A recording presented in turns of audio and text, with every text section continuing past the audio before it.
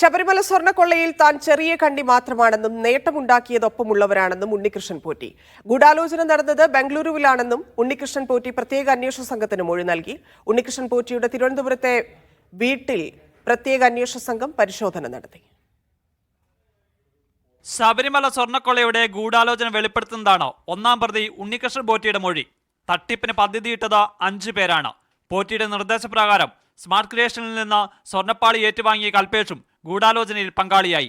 ഉണ്ണികൃഷ്ണൻ പോറ്റി മൊഴി നൽകിയിരിക്കുന്ന മറ്റുള്ളവരുടെ പങ്കിനെക്കുറിച്ച് അന്വേഷണ സംഘം പരിശോധിച്ചു വരികയാണ്. ഗൂഢാലോചനയിൽ ദേവസ്വം ബോർഡ് ഉദ്യോഗസ്ഥരും പങ്കാളിയായിട്ടുണ്ടോ എന്നാണ് സംശയം.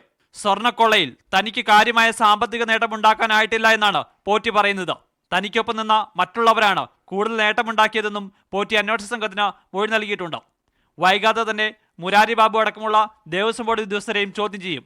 അതിനുശേഷമാകും എ പത്മകുമാറിനെ വിളിച്ചു വരുത്തുക.